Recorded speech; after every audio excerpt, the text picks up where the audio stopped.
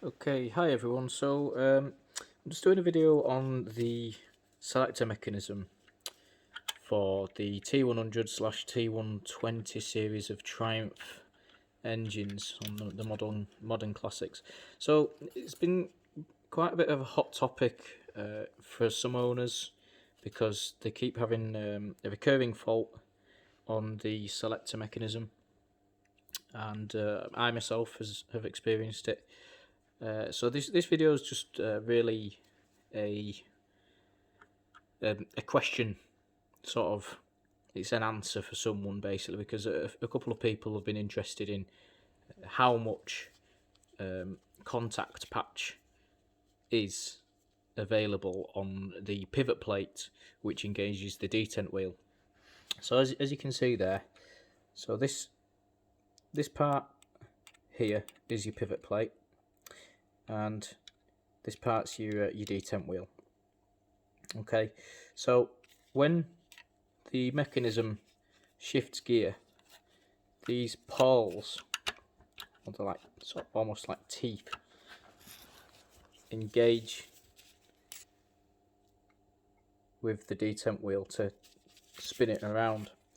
Now, as you can see there's not much contact at all, but it's not in gear properly at the minute. So I'm just going to try and rest my phone there, just see if I can leave it there without it sliding off.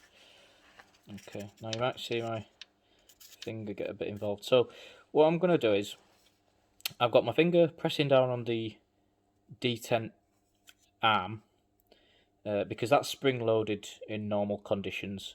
So that actually applies pressure to the detent wheel, and what that does is it helps it actually slip into gear once it's come, once the detent arm's bearing sort of comes past the highest point between gears.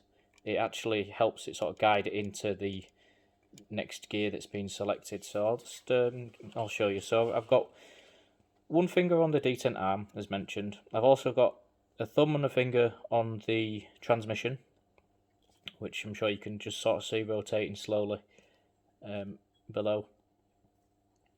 And then I've got my hand on the selector shaft and the gear change. So I'll just get it into an actual geared position there. So that's in position. So I'll just see if I can turn the light on. Yeah, okay. So you can actually see the face or lack of that's going to be touching the detent wheel, to engage that gear, and I can totally understand. So that's in 6th gear now. So if I cycle up,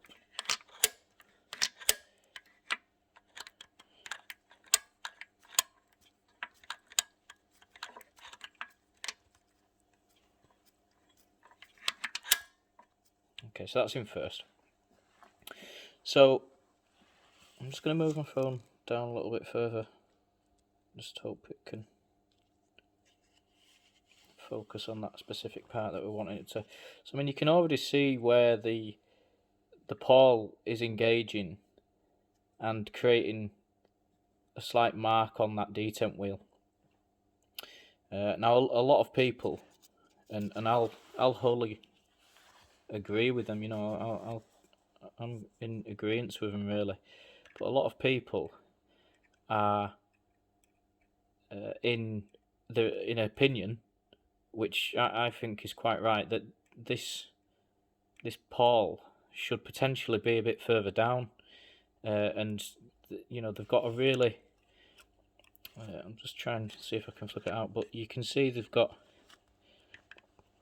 There's a lot larger contact patch further up here to engage, but all the work seems to be done here, and this is the part that's wearing. So it's only taking a few millimeters to shave off this it's a metal injection molded part. It's only taken a few millimeters to shave off this part once it's sort of got through the hard exterior, and that's all it's taking to enable you to get stuck in gear, because what you find is that once part of that surface has worn down, it will just fail to engage the detent wheel, and it'll just slip past it and keep slipping, and it just won't transfer enough energy to spin the detent wheel around and change gear. So I hope that gives people a lot of insight into the mechanism. I'd just like to say thanks for watching, and hope you guys stay safe. If you've got any questions, just let me know. Put a comment or whatever you want. But yeah, I just hope it gives everyone a bit of an insight into it. And yep, take care. Cheers.